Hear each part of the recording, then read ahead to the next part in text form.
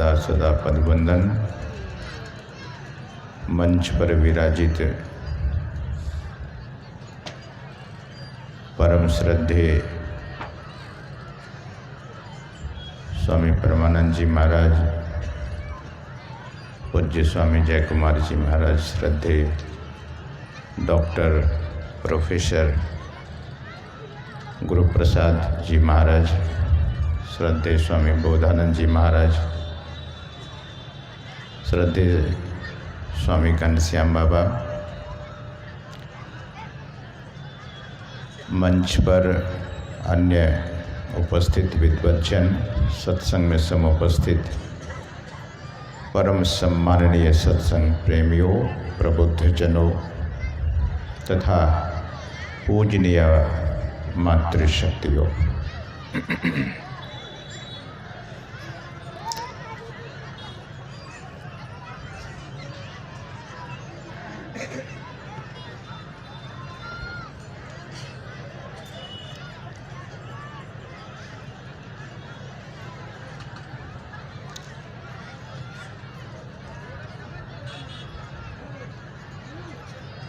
मैं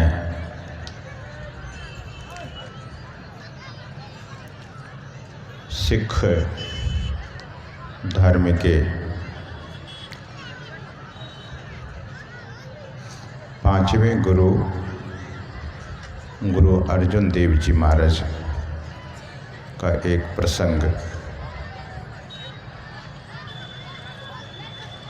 आपके बीच रखना चाहूँगा।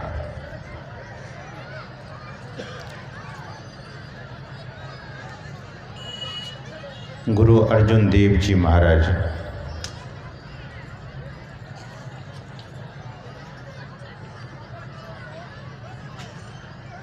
जब यह भारत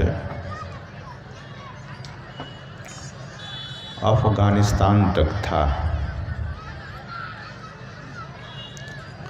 अखंड भारत,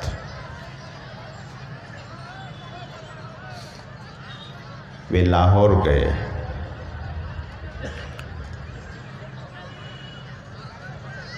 संतों की जमात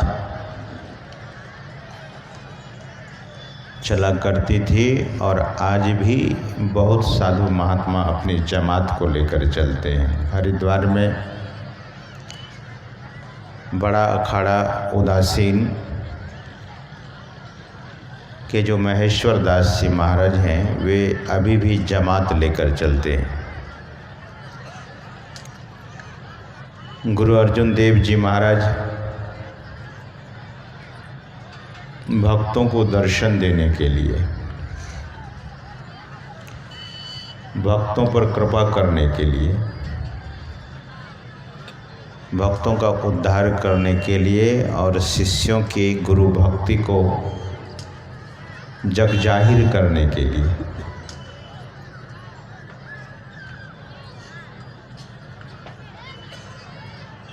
गुरु की महिमा तो हम आप सुन ही रहे थे इन साधु महापुरुषों के मुखारविंद से। मुझे तो लगता है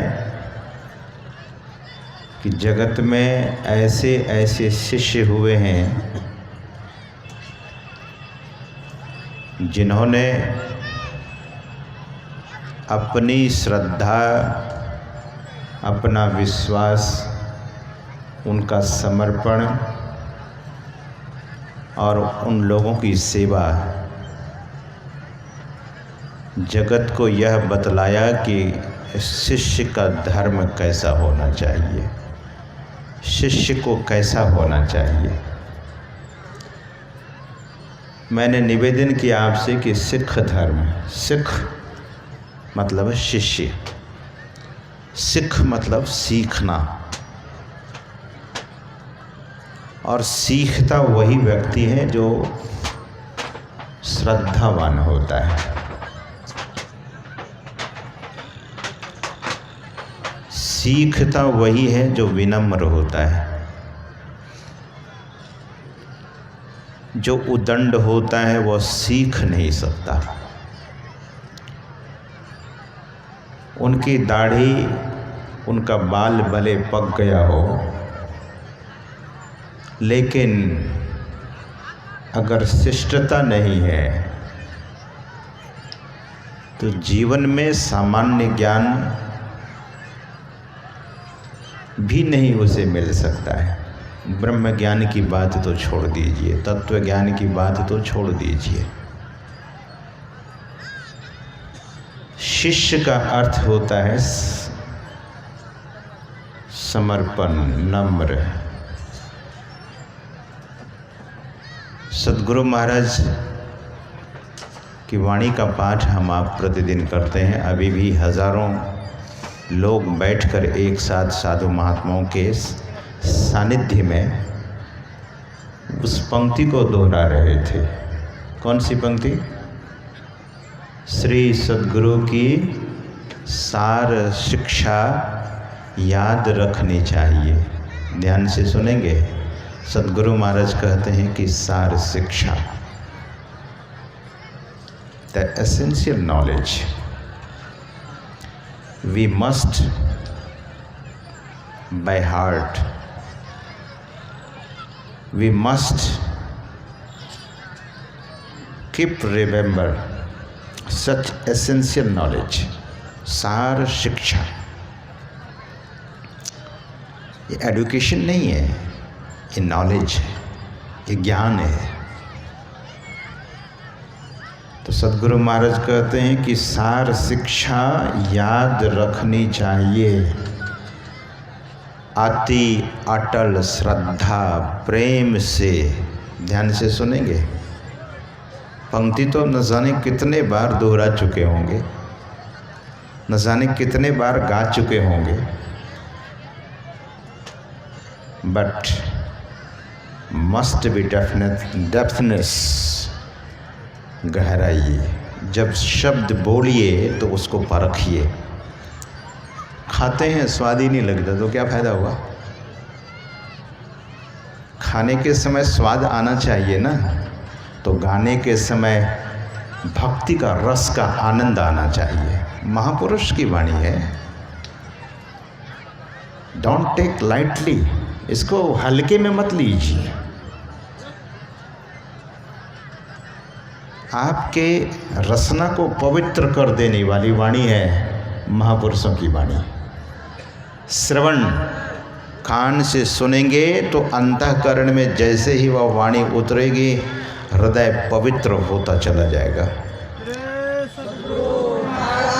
लेकिन सज्जनों, महापुरुषों की वाणी को श्रद्धान्वित होकर सुनना चाहिए।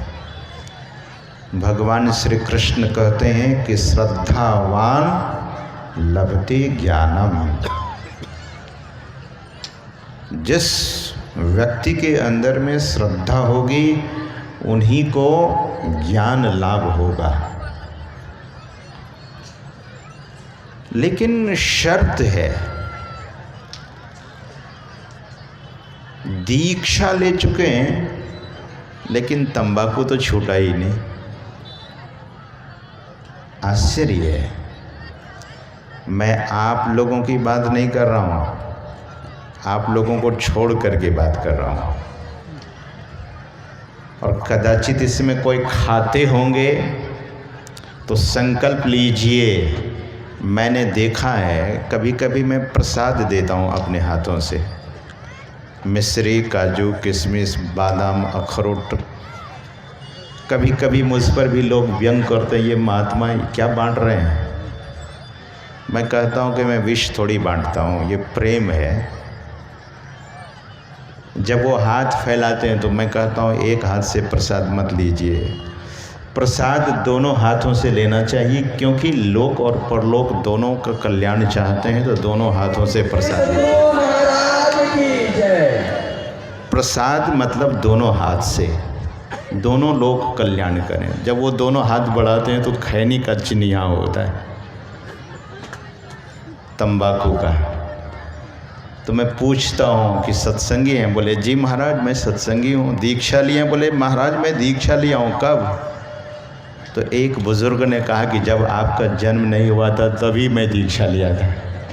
श्री सद्गुरु महाराज। लेकिन फिर ये तंबाकू कैसे, ये कब से जन्म लिया आपके हाथ पर? इसलिए श्रद्धा नहीं होगी तो कुछ भी करेंगे। इसलिए भगवान श्री कृष्ण कहते हैं कि तत्परः संयते इंद्रियः, जो अपने इंद्रियों को संयम करने में तत्पर रहता है। तत्परता है, जो अपने इंद्रियों को संयम में नहीं रख सकता वह भी कोई आदमी है, वह मालिक है। जो अपने घर में अपने घर के सदस्यों को नियंत्रित नहीं रखता है वह भी कोई घर का मालिक है। आप अपना मालिक कैसे हैं? जो दीक्षा लिए, गुरु के समक्ष संकल्प लिया आपने, मैं प्रतिज्ञा करता हूँ। दीक्षा लेने के क्रम में 3 प्रतिज्ञा कराई जाती है। न जाने उस प्रतिज्ञा को कहाँ उठा करके रख दिया है। 3 प्रतिज्ञाएं, और आप देखिए उन गुरु भक्तों को। हम आप अपने जीवन में सद्गुरु से मांगे, ध्यान दीजिए, मांगे बगैर इस दुनिया में कोई नहीं रह सकता। Each and everyone has the demanding choice. The demanding wills are there. मांगने की इच्छा तो हमेशा रहती है और लोग मांगते ही हैं। महापुरुष कहते हैं कि मांगना ही हो तो वैसे समर्थ पुरुष से मांगिए। परमात्मा सर्व समर्थ हैं, संत सद्गुरु सर्व समर्थ हैं। तभी तो सहजोबाई कहते हैं कि सद्गुरु दाता सर्व के, तू कृपन कंगाल। गुरु महिमा जानियो नहीं, अब फंसियो मोह के जाल। जगत के लोगों से मांगते रहेंगे, जगत अपूर्ण है, जगत के लोग भी अपूर्ण हैं। the entire world is incomplete and Sadguru is completely complete. सद्गुरु पूर्ण ब्रह्म है। इसलिए संत सुंदरदास जी महाराज कहते हैं कि सद्गुरु पूर्ण ब्रह्म है, शिष्य जानत है देह। सुंदर कारज सरय नहीं, कैसे मिटे संदेह। जो शिष्य अपने सद्गुरु को मनुष्य जानते हैं, देहधारी जानते हैं, उनका संशय कभी मिटता नहीं। That disciple is going to remain ever confused. सब दिन के लिए वो कंफ्यूज ही रहेगा। सद्गुरु पूर्ण ब्रह्म है, सद्गुरु तो पूर्ण ब्रह्म है और सर्व समर्थ है, तो मांगना चाहिए उन्हीं से। सद्गुरु महाराज की वाणी में आया है क्या? हरहु भव दुख देहु अमर सुख। सज्जनों, ध्यान से मेरी बात को सुनेंगे। जगत में अमर सुख कोई नहीं दे सकता सद्गुरु को छोड़ करके। अमर सुख अगर चाहते हैं, अमरता अगर चाहते हैं, तो केवल संत सद्गुरु से हम मांगें, और मांगिए वहीं जहाँ मिले। कंगालों से मांगते रहेंगे, दरिद्रों से मांगते रहेंगे, जगत के लोगों से मांगते रहेंगे। जो मांगता है, जो मांगने में लगा है, उन्हीं से हम आप मांगेंगे तो फिर मांग की पूर्ति नहीं होगी। मुझे एक घटना याद आती है। एक फ़कीर अकबर बादशाह के यहाँ गया और कहा कि मुझे कुटिया बनानी है, कुछ मांग लेता हूँ, क्योंकि ये शहंशाह है। मांगने गए, फ़कीर मांगने जाते हैं वहाँ, तो फ़कीर को अकबर बादशाह ने कहा कि थोड़ा सा मोहलत दीजिए, मेरा नमाज पढ़ने का समय आ गया है, वक्त आ गया है, थोड़ी देर बाद आइए। फ़कीर थोड़ा सा उसकी नज़र से ओझल हुए और देखा कि अकबर एक चादर बिछाता है और या अल्लाह परवरदिगार ख़जाना में बरकत दे, फ़ौज को कामयाबी बना। इन्हीं सारी बातों को जब फ़कीर सुना तो फ़कीर को बड़ी हैरानी हो गई कि लानत है मेरे फ़कीरी पर, ये जब खुद ही मांगता है तो पर मैं इससे क्या मांगूं, मैं अपने ही खुदा से जाकर मांगूंगा। सद्गुरु महाराज की जय। सज्जनों, फ़कीर लौट गए। महापुरुष कहते हैं कि मांगिए सर्व समर्थ से। हम आप गुरु महाराज की वाणी को सुन रहे थे। गुरु महाराज की वाणी में हरहु भव दुख, डॉक्टर आपके रोगों का इलाज कर सकता है। किस्मत है छूट जाए रोग, भगवान न करे आप कभी बीमार पड़े, और बीमार पड़े तो आप स्वस्थ हो जाएं। लेकिन सज्जनों, भव रोग को छुड़ाने वाला कोई डॉक्टर नहीं, कोई वैद्य नहीं, कोई सांसारिक हकीम नहीं। भव रोग को छुड़ाने के लिए तो मात्र संत सद्गुरु ही ऐसे समर्थ वैद्य हैं। इसलिए हरहु भव दुख अदेहु अमर सुख। फिर सर्वदाता समर्थ हो। सद्गुरु क्या नहीं देते हैं, क्या नहीं दे सकते हैं। सर्वदाता समर्थ हो।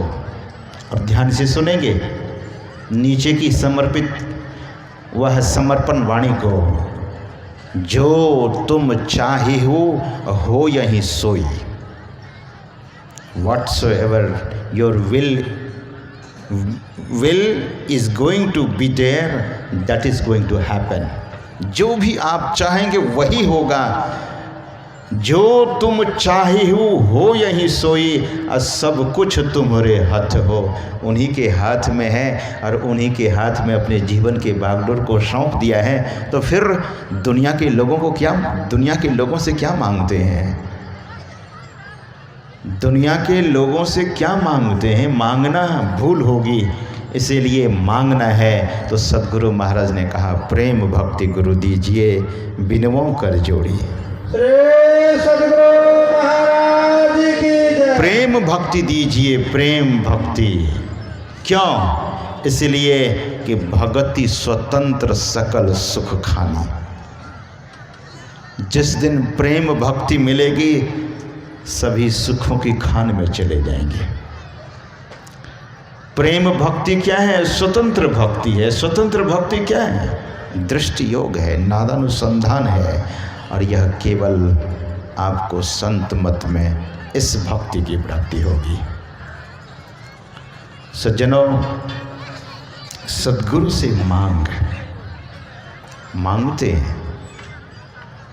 धर्मदास जी महाराज कहते हैं कि तीर्थ व्रत मैं ना करूं, ना देवल पूजा, तुम्हारी ओर निरखत रहूं, मेरे और न दूजा। अष्ट सिद्धि नवनिधि हैं, बैकुंठ निवासा, सो मैं ना कछु मांगी हूँ, मेरे समर्थ दाता। आप देखिए, किसी भी संत महापुरुषों की वाणी को आप पढ़ेंगे, सुनेंगे, तो ये महापुरुष उन सद्गुरु के संबंध में कहा समर्थ दाता। हर जगह समर्थ समर्थ। शरणा पुरुष कबीर का, सब संतन की ओट, गरीबदास रक्षा करे, कबहू न लागे चोट। सतवादी सब संत है, आप आपने धाम, आजिज की अरदास है, सकल संत प्रणाम। हम आप सभी संतों को प्रणाम कर रहे थे। कभी कभी लोग स्तुति प्रार्थना करते करते सोचते हैं कि पता नहीं ये हिंदी में है, हिंदी में तो क्या हुआ। हालांकि भारतीय भाषा बोला जाता है, लेकिन ये भारतीय भाषा प्रचलित और प्रसिद्ध नहीं है, तो हिंदी ही बोलते हैं। हिंदी में प्रार्थना करेंगे तो सुनी नहीं जाएगी, संस्कृत में प्रार्थना करेंगे तभी सुनी जाएगी। अंग्रेज लोग अंग्रेजी में करते हैं, फ्रांस के लोग फ्रेंच में करते हैं, जर्मनी के लोग जर्मन में करते हैं, इटली के लोग इटालियन में करते हैं, तो उनकी प्रार्थना सुनी नहीं जाएगी। प्रार्थना उन्हीं की सुनी जाती है। प्रार्थना का मतलब ही होता है मांग करना, मांग उन्हीं की सुनी जाती है। और ध्यान दीजिए, कभी कभी लोग कहते हैं कि महाराज प्रार्थना नहीं करेंगे तो चलेगा नहीं क्या, स्तुति नहीं करें तो चलेगा ना, ध्यान कर लेते हैं। सज्जनों, दफ्तर में जाकर डीएम से कहिएगा ये चीज़ मुहैया करा दीजिए, करा देंगे क्या। आपको कुछ भी करना होता है तो एप्लीकेशन लिखते हैं, ये प्रार्थना क्या एप्लीकेशन है। एप्लीकेशन दीजिएगा तो सुना जाएगा, नहीं देंगे तो नहीं सुना जाएगा। इसलिए कभी ये मत सोचिए कि प्रार्थना नहीं करेंगे, केवल ध्यान करेंगे तो काम चलेगा, नहीं। सज्जनों, गुरु महाराज कहा करते थे कि ध्यान भोजन है और स्तुति प्रार्थना पानी है, पानी। ध्यान से सुनिए, याद रखिएगा। गुरु महाराज कहा करते थे कि ध्यान भोजन है और स्तुति प्रार्थना जल है, पानी है। केवल भोजन करते रहेंगे, पानी नहीं पिएंगे तो अपच हो जाएगा, पगला जाएंगे। इसलिए स्तुति प्रार्थना बहुत जरूरी है। स्तुति प्रार्थना कीजिए। तो मैं कह रहा था मांगिए उन्हीं से। धर्मदास जी महाराज कहते हैं कि धर्मदास की विनती साहब सुन लीजिए, दर्शन देहु पट खोली के। पंक्ति पर जरा ध्यान दीजिएगा, दर्शन देहु पट खोली के। ऐसे दर्शन मत दीजिएगा। गुरु महाराज के दर्शन बहुत सारे लोगों ने किया। भगवान श्री कृष्ण जो जगत के नियंता, जगत के सृष्टा, जगत के ठाकुर, जगत के मालिक, उनका दर्शन दुर्योधन भी किया, लेकिन दुर्योधन की बुद्धि नहीं पलटी। दुर्योधन की कुबुद्धि सुबुद्धि में नहीं बदली। दुर्योधन रहकर मरा और दुर्गति को प्राप्त हो गया। इसलिए धर्मदास जी महाराज कहते हैं कि दर्शन देहु पट खोली के। कितने पट हैं? सदगुरु महाराज कहते हैं घटतम प्रकाश व शब्द पट अत्रय। 3 पट हैं। क्या सब? अंधकार का, प्रकाश का और शब्द का, ये 3 पट हैं। धर्मदास जी महाराज कहते हैं ये तीनों पट को हटाकर दर्शन दीजिएगा।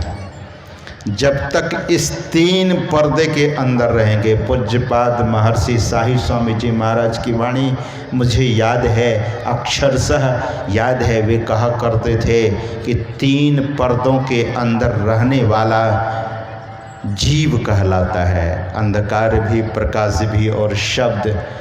2 पर्दे में रहने वाला देवता कहलाता है, प्रकाश और शब्द। 1 पर्दे में रहने वाला ईश्वर होता है और तीनों पर्दों से परे रहने वाला परम प्रभु परमेश्वर सद्गुरु होते हैं। तो दर्शन देहु पट खोल के आपन कर लीजिए। अब तक शिष्य अपना नहीं हुआ है, कब अपने हो जाएंगे? उनके जिस दिन तीनों पर्दे हटेंगे हम सद्गुरु के हो जाएंगे। और जब तक तीनों पर्दों के अंदर हैं सज्जनों, यही 3 पर्दा, ये तीनों पर्दे बड़े से बड़े पद पर बैठे हुए मिनिस्टरों के अंदर भी वही पर्दा, उसी पर्दे से वे भी ढका हुआ है। IAS, IPS, DM, DC, SP, SSP और IG, DIG और DGP जो भी कह लीजिए, चीफ मिनिस्टर कह लीजिए, चाहे कोई विद्वान का नाम ले लीजिए, ये तीनों पर्दों के अंदर होने के कारण इस देश में ये दुर्दांत स्थिति होती है। पैसे आते हैं खर्च करने के लिए पब्लिक तक, पब्लिक को सुविधा देने के लिए, लेकिन अंधकार में पड़ा हुआ वो ऑफिसर, वो कर्मचारी कहता है कि घूस पहले हमें चाहिए। अंधेरा में है, अंधकार में पड़ा हुआ है। जिस दिन सभी लोग आध्यात्मिक हो जाएंगे, जिस दिन सभी लोग स्पिरिचुअल हो जाएंगे, तो कहाँ ये रहेगा। इसलिए सदगुरु महाराज कहा करते थे, उनकी वाणी में बहुत कसक है। गुरु महाराज कहते थे, काश हमें स्वराज्य भी मिलता।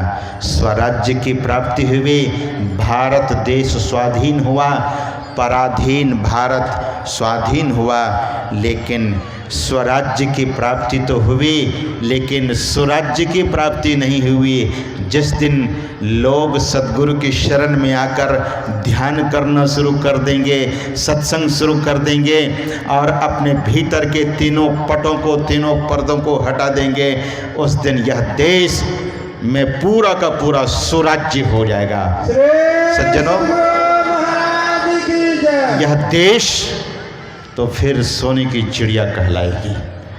सोने की चिड़िया से भी ऊपर मैं तो कहूँगा कि सोने की नहीं, डायमंड की चिड़िया कहलाएगी, हीरे की चिड़िया यह देश कहलाएगी। जिस देश के लिए महापुरुषों ने कितनी बलिदानी दी है, कितना त्याग किया है। कभी कभी कुछ लोग, कुछ निघंटों, कुछ पाखंडियों के द्वारा यह सुना जाता है कि ये महात्मा लोग क्या करते हैं देश के लिए। गुरु महाराज से भी पूछा गया था, ऐ महर्षि कहलाने वाले महर्षि में ही परमहंस जी, आप देश के लिए क्या करते हैं। तो गुरु महाराज ने कहने की कृपा की थी कि महर्षि तो अपने को वे कहते नहीं थे। गुरु महाराज ने कहने की कृपा की कि मैं ही दास भारत देश के नींव को मजबूत कर रहा है। भारत देश, इस देश की नींव हिल चुकी है। इसलिए हम देखते हैं, दफ्तरों में जाते हैं, ऑफिसों में जाते हैं, आप अपने काम को कराने के लिए कहते हैं टेबल के ऊपर से पैसे मत दीजिए, लेकिन नीचे से दे दीजिए। नीचे से पैसे पकड़ लेते हैं। वजह यही है, आध्यात्मिकता का अभाव। अपने जीवन को सद्गुरु की शरण में न समर्पण करने के कारण ही देश में ये स्थिति है। इसलिए साधु महात्मा लोग देश स्तरीय, देश को मजबूत करने के लिए, देश को सदाचारी बनाने के लिए, इस देश के लोगों को शिष्ट बनाने के लिए, इस देश के लोगों को पवित्रता देने के लिए, इस देश के लोगों को ज्ञान का दीप देने के लिए गली गली फिरा करते हैं, नगर नगर जाया करते हैं, डगर डगर जाया करते हैं। कभी आपके यहाँ, कभी और के यहाँ, कभी इस मुल्क से दूसरे मुल्कों में भी जाया करते हैं। भारत का ज्ञान तो बहुत सर्वोपरि है, महान ज्ञान है। सज्जनों, मेरे बारे में अभी सुन रहे थे हमारे मन संचालक महोदय डॉक्टर चतुरानंद बाबू, वो कह रहे थे, वे कह रहे थे कि बाबा विदेश भी जाते हैं, लेकिन विदेश में इतने लोगों की व्यवस्था सरकार नहीं करने देती है। मैं आपको बिल्कुल सच्चे अर्थ में बताता हूँ, वहाँ की सरकार डरती है कि कहीं इतने लोग इकट्ठे हो गए, कहीं मेरे प्रति कोई मूवमेंट तो नहीं हो जाएगा, मेरी सरकार तो नहीं गिरा दिया जाएगा। लेकिन यह इतनी भीड़ और इससे भी कहीं ज़्यादा भीड़ आपने देखा है जब हम आपका सत्संग अखिल भारतीय संत मत सत्संग होता है, तब भीड़ एक बार मैं अखिल भारतीय महाधिवेशन में था और गुजरात के एक महात्मा आए थे, स्वामी आध्यात्मानंद जी महाराज। उन्होंने कहा कि स्वामी जी, मुझसे उन्होंने कहा कि Swami ji, I have never seen such a big crowd in my life. कभी मैं अपने जीवन में इतनी भीड़ नहीं देखा। यहाँ तो मुंडों का ही समुद्र हो गया, जहाँ देखिए नरमुंड ही दिखता है। तो सज्जनों, हम आपके यहाँ भारत देश में यह जो शकून है, गुरु महाराज की महती कृपा। आप जरा कल्पना कीजिए, अगर सद्गुरु महाराज न होते, वे अवतरित न होते, हम आपके बीच में अगर आज वो न आते, तो हम नहीं जानते कि सदाचार किस चिड़िया का नाम है, शिष्टाचार किस चिड़िया का नाम है, ध्यान किस चिड़िया का नाम है, प्रार्थना किस चिड़िया का नाम है, आपसे सद्भाव किस चिड़िया का नाम है। हम आपको उन्होंने सद्भावना में बांधने की कृपा की है, एक डोर में। यहाँ जब देखता हूँ, अभी हमारे श्रद्धे घनश्याम बाबा कह रहे थे कि हुजूर बोलिएगा थोड़ी देर तक। मैंने पूछा वो क्यों, ऐसा क्यों कहते हैं? तो उन्होंने कहा कि भंडारा तैयार होगा तब ना, भंडारा तैयार होगा तभी तो सब लोग खाएंगे। कहीं पहले आप अपने वाणी को विराम दे देंगे तो सब लोगों को संभालना बड़ा मुश्किल हो जाएगा। तो सज्जनों, मैं ये कह रहा था कि इसमें अनेक जाति के लोग बैठे हैं, ब्राह्मण भी, क्षत्रिय भी, वैश्य भी, शूद्र भी, विद्वान भी, अपढ़ भी, अनपढ़ भी, सब तरह के लोग बैठे हैं। इसमें ऑफिसर भी हैं, इसमें नेता भी हैं, इतने सारे के सारे लोग बैठे हैं। लेकिन खाने के समय एक तो एक साथ यहाँ बैठ रहे हैं। दुनिया तो समाज में बटा हुआ है, वैश्य समाज अलग बटा हुआ है, ब्राह्मण समाज अलग बटा हुआ है, क्षत्रिय समाज अलग बटा हुआ है। लेकिन संत सद्गुरु एक ऐसे दिव्य आत्मा, एक ऐसे महान आत्मा हुए जो सबको एक साथ बिठा दिया, एक साथ बैठने के लिए सबको बाध्य कर दिया, और एक साथ भोजन करेंगे। और एक साथ जब भोजन करते हैं तो ये बड़ी बात है। उससे भी ज़्यादा एक साथ बैठकर सत्संग करते हैं, उससे भी बड़ी बात है। और सज्जनों, सबसे सर्वोपरि बात यह है कि जब हम आप एक साथ बैठकर ईश्वर का, उस सद्गुरु भगवान का ध्यान करते हैं, ये सबसे सर्वोपरि बात है। महात्मा गांधी ने कहा कि सामूहिक प्रार्थना का बल सबसे ज़्यादा है। और मैं कहा करता हूँ, आपको एक चट्टान उठाने के लिए दिया जाए, चट्टान उठाने के लिए कहा जाए तो चट्टान को हिला नहीं पाते, लेकिन 10-20 आदमी अगर उठाएंगे तो पता नहीं वो चट्टान को कहाँ पहुँचा देंगे। उसी तरह से जब आप सामूहिक ध्यान करते हैं, सामूहिक प्रार्थना करते हैं, तो एक साथ सबको एक नैसर्गिक बल मिलता है, एक दूसरे का बल प्राप्त होता है। इसलिए सद्गुरु महाराज ने कहा कि सब लोग आपस में मिलकर स्तुति करो, प्रार्थना करो, ध्यान करो, और आपस में प्रेम रखो, आपस में सद्भाव रखो। तो मैं आपको सुना रहा था गुरु अर्जुन देव जी महाराज के उस प्रसंग को। गुरु अर्जुन देव जी महाराज भक्तों को दर्शन देने के लिए उधर गए जिधर उनकी मौज हो गई। सद्गुरु जब दर्शन देने आ जाए, सज्जनों, कोलकाता में सत्संग चल रहा था, सद्गुरु महाराज वहाँ पधारे थे। उनके पट शिष्य पूज्यपाद महर्षि संतसेवी जी महाराज भी उनके सेवा में उपस्थित थे। सद्गुरु महाराज का आदेश हुआ कि महावीर जी आप जाइए, मैं मंच पर पीछे आऊँगा। तो पूज्यपाद महर्षि संसेवी परमहंस जी महाराज अपने साथियों के साथ मंच पर चले गए। स्तुति प्रार्थना हुई, सुबह का समय था। मैं पूज्यपाद स्वामी रामलगन जी महाराज के मुखार बिंद से यह प्रसंग सुना था। गुरु महाराज अपने कक्ष में थे, सर्दी का समय था, तो सब लोग प्रवचन कर चुके थे और पूज्यपाद महर्षि संसेवी जी महाराज प्रवचन अभी प्रारंभ ही किए थे। तब तक में सूर्य देवता दर्शन देने लगे गुरु महाराज के कक्ष के बाहर। तो पूज्यपाद स्वामी रामलगन दास जी महाराज गुरु महाराज से निवेदन करते हैं कि सूर्य की रोशनी यहाँ तक आ चुकी है, अगर आप एक बार निकल जाते तो सूर्य की रोशनी आपके शरीर में लगता तो अच्छा होता। तो गुरु महाराज भी उनकी बात मानकर सूर्य की रोशनी में पांडाल सुना कि ऐसे ही लगा हुआ था। गुरु महाराज का निवास सामने में था। जैसे ही गुरु महाराज सूर्य की रोशनी में निकले, सूर्य की किरणों को लेने के लिए लोगों को पता लगा इधर प्रवचन चल रहा है पूज्यपाद महर्षि संसेवी जी महाराज का, और उधर पता लगा कि गुरु महाराज सामने बैठे हैं। तो सब लोग उधर मुड़ गए, संसेवी जी महाराज के प्रवचन को नहीं सुनने लगे।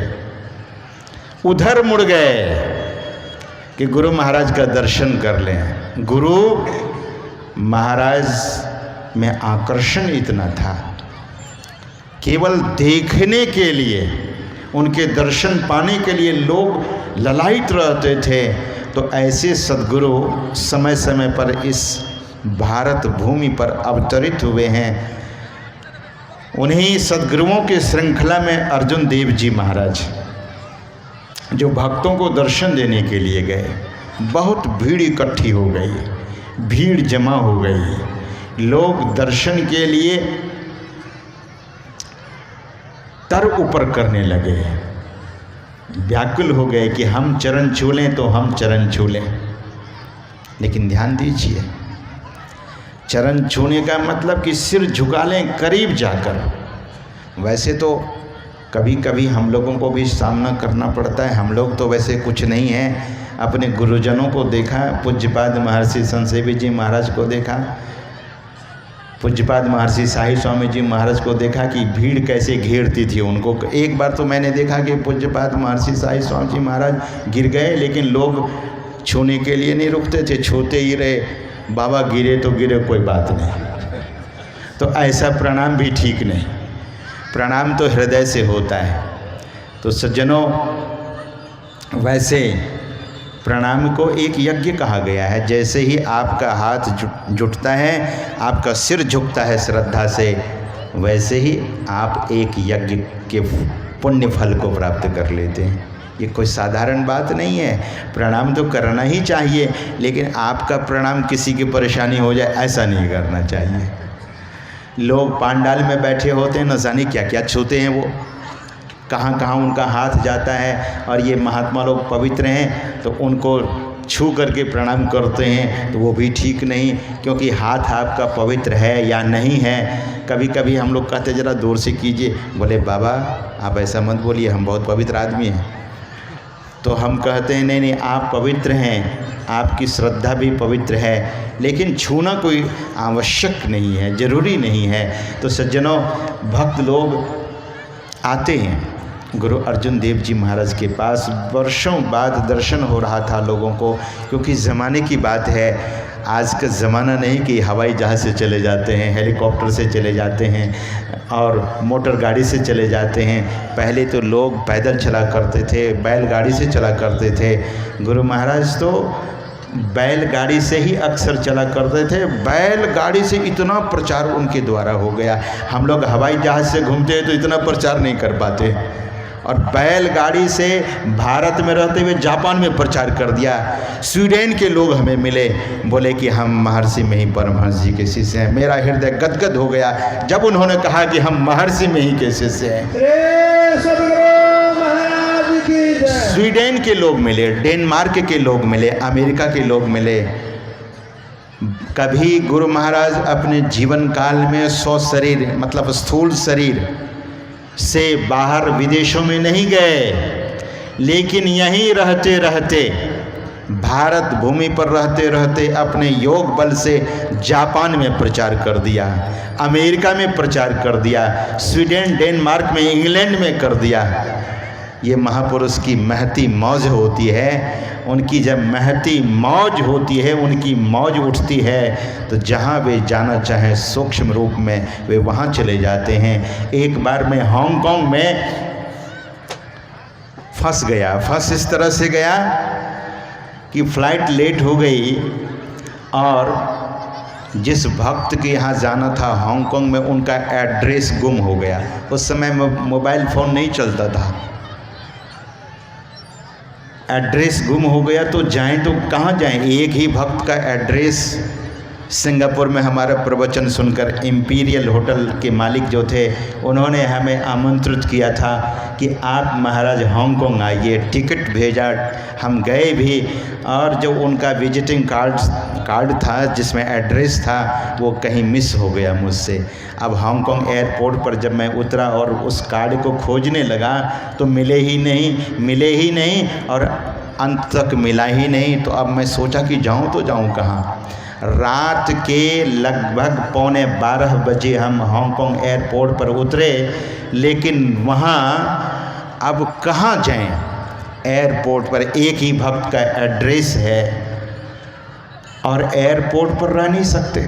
हम तो यात्री हैं, ट्रांजिट में कुछ घंटों तक रह सकते हैं, लेकिन ऐसा तो नहीं कि यहीं आप रह लेंगे।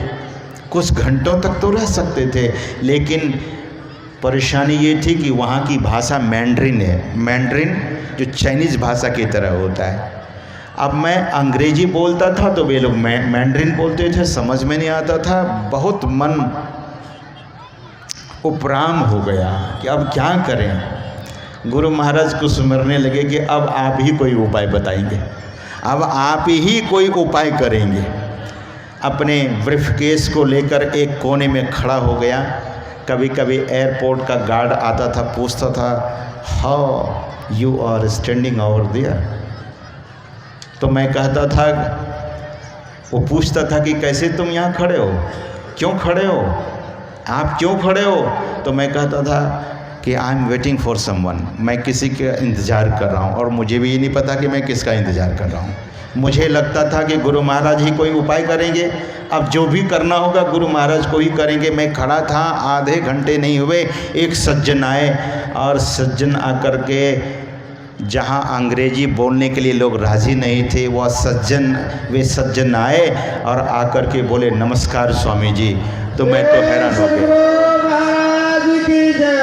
हांगकांग एयरपोर्ट पर नमस्कार स्वामी जी कर रहे हैं, तो मैं तो बहुत हैरान हो गया। फिर मैं सोचा लगता है ये पंजाबी है, क्योंकि पंजाब में महात्मा को जो भक्त लोग हैं लगभग यही नमस्ते स्वामी जी या नमस्कार स्वामी जी कहते हैं। तो मैंने पूछा, आप कौन? तब उस सज्जन ने कहा कि आपको जाना कहाँ है? तो मैंने कहा ऐसा ऐसा था, हैप्पी वैली एक जगह है, हैप्पी वैली, वहाँ जाना था मुझे, लेकिन एड्रेस गुम हो गया है। तो चलो मैं पहुँचा देता हूँ आपको एक गुरुद्वारा में पहुँचा देता हूँ। सुबह कोई उपाय होना होगा तो हो जाएगा, नहीं तो वहाँ से फिर और कोई उपाय ढूंढ लेना आप। तो मैंने सोचा कि ठीक है, गुरुद्वारा तो अच्छी जगह है, वहीं चले जाते हैं। वे हमारा ब्रीफकेस लेते हैं, टिकट पहले कटा लेते हैं। उसने पैसे मुझसे नहीं मांगे, खुद से पैसे, अपना पैसा खर्च कर टिकट बस का लेते हैं। 2 मंजिला बस भी बड़ा हाई फाई होता है, तो 2 मंजिली पर लेकर चले गए। मैं भी थोड़ा हैरान होने लगा कि 2 मंजिले बस पर बैठने की आदत नहीं। 2 मंजिले बस पर लेकर चले गए, ब्रीफकेस को नीचे रख दिए, हमें लेकर चले गए ऊपर। अब मेरे मन में संशय होने लगा, कहीं ये ब्रीफकेस तो कोई नहीं लेकर चला जाएगा नीचे से, कोई ऐसा वैसा आदमी तो नहीं है। सज्जनों, जब बैठे हम दोनों साथ में, तो मैं उनसे पूछता था, आपका परिचय क्या? बोले, परिचय से क्या मतलब आपको, आप ध्यान करते हो? तो मैं कहता था, हाँ मैं ध्यान तो करता हूँ। तो कहाँ से घूम के आ रहे हो? तो मैंने कहा कि अभी मलेशिया में था, सिंगापुर में था। तो और आगे कहाँ जाना है? मैं कहा कि बस यहीं हांगकांग से भारत लौटना है। तो ध्यान करते हो? बार बार एक ही बात पूछे, ध्यान करते हो? जब मैं पूछता था कि आपका क्या नाम है, आपका एड्रेस क्या है, तो बोले इससे आपको क्या मतलब है? आप ध्यान करते हो, सदाचार का पालन करते हो, ठीक से प्रचार प्रसार करते हो? यही बात पूछते रहे। बस रुकी और बोले कि स्टॉपेज आ गया है। उतार करके हमारे ब्रीफकेस को हमारे हाथ में दिया और कहा कि वो देखिए गुरुद्वारा, वहाँ चले जाइए आप। मैंने कहा कि गुरुद्वारा तो बिल्कुल नज़दीक में है और मुझे कोई परिचय नहीं वहाँ। जब आप इतना साथ दिए हैं तो आप वहाँ तक तो चल सकते हैं, वहाँ चल कर के ज़रा परिचय करा दीजिए। उन्होंने कहा कि मैं वहाँ नहीं जाऊँगा, आपको जाना है जाओ, नहीं तो खड़ा रहना है तो यहीं खड़ा रहो। यह कहकर वे चल पड़े और चल पड़े तो मैं हैरान हो गया।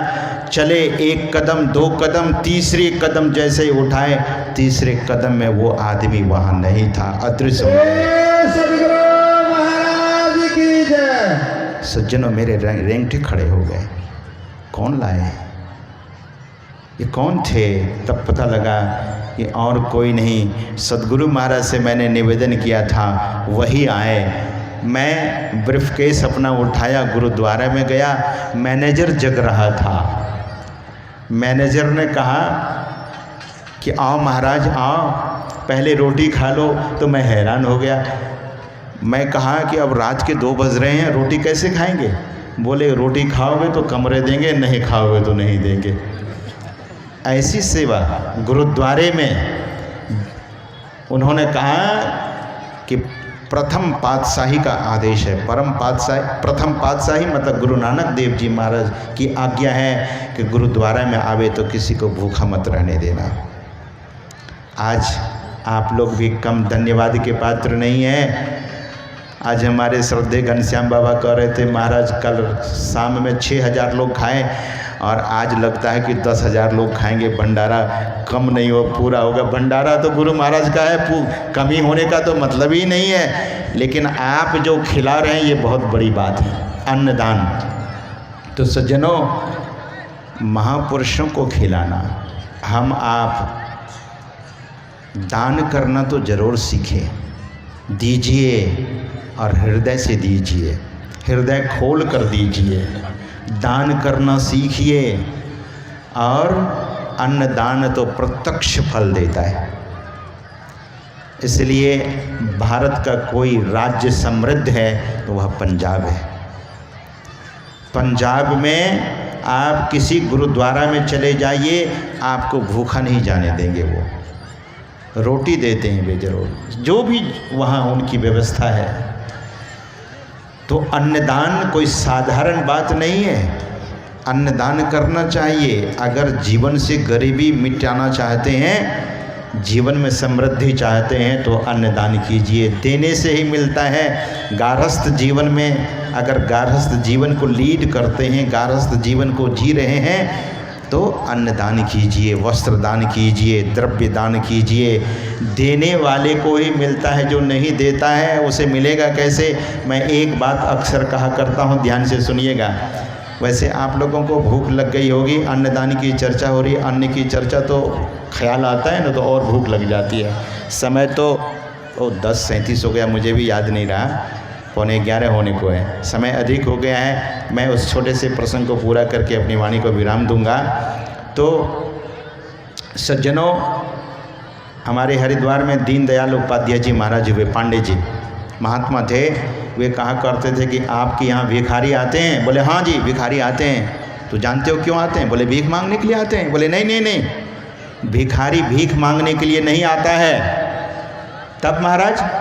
बोले भिखारी याद दिलाने के लिए आता है कि हमने अपने जीवन में पीछे दान नहीं दिया तो अब मैं भिखारी हो गया, आप लोग दान नहीं करेंगे तो आप लोग भी मेरे जैसे ही हो जाएंगे। सज्जनों, इसलिए दान तो करना ही चाहिए। दान करने वाला मनुष्य, दान करने वाला क्षेत्र, दान करने वाला समाज, दान करने वाला जाति, कोई भी हो, जरूर समृद्धि को पाता है। महर्षि वेदव्यास जी महाराज कहते हैं कि अदच्छ दानाच दरिद्री भवे, जो दान नहीं करता वही दरिद्र होता है। तो सभी लोग भोजन करते हैं, भोजन प्रसाद ग्रहण करते हैं, ये बहुत अच्छी बात है। और आप यहाँ पर भोजन प्रसाद कीजिएगा, ऐसा नहीं कि इतना खा लेंगे कि पता लगे कि सत्संग में बैठना भी मुश्किल हो गया। प्रसाद थोड़ा ही होता है और जितना मिले उतना ही ग्रहण कर लेना है। ऐसा नहीं कि खाने के बाद ऐसा वैसा बोलेंगे वहाँ गए तो ऐसा हो गया, नहीं। अन्न का थोड़ा भी कण मिले, ये गुरु का प्रसाद है। हमारे बगल में गुरु प्रसाद बाबा बैठे हैं, पहले संतवाणी का प्रसाद सुनाया आपको, और ये जो गुरु भक्त लोग हैं आपको गुरु प्रसाद अन्न के रूप में देते हैं, तो ज़रूर ग्रहण कीजिए और श्रद्धा से ग्रहण कीजिए। तो महापुरुषों को, किसी साधारण व्यक्ति को खिला देने से पुण्य होता है, सत्संगी को खिला देंगे तो 10 गुना पुण्य ज़्यादा होगा, और किसी अच्छे साधक और साधु को खिला देंगे तो 100 गुना पुण्य होगा, और किसी सिद्ध पुरुष को खिलाएंगे तो आपको हज़ारों गुना पुण्य होगा। और जिस दिन किसी संत सद्गुरु को आप खिला देंगे, आपका एक कण भी कोई संत सद्गुरु खा लेंगे, तो जगत में आपके जैसा पुण्य किसको, अनंत गुना फल होगा आपको। तो अन्नदान करना चाहिए। और मैं कह रहा था कि गुरु अर्जुन देव जी महाराज के संबंध में मैं सोचता हूँ कि अपराह्न में ही सुना तो अच्छा है, समय अधिक हो गया है, 10:40 हो गए, और सत्संग समय से ही शोभा देता है। और महात्मा लोग भी बहुत पहले सुबह से ही, मैं तो बाद में आया हूँ, लेकिन हमारे गुरु भाई लोग जो बड़े ही पराक्रमी हैं, तपस्वी हैं, बहुत देर से बैठे हैं और अच्छा नहीं लगता है। उस प्रसंग को संभवतः अपराह्न काल में हम सुना देंगे। इन्हीं शब्दों के साथ मैं अपने वाणी को यहीं पर विराम देना चाहूँगा। एक बार बोलिए प्रेम से श्री सद्गुरु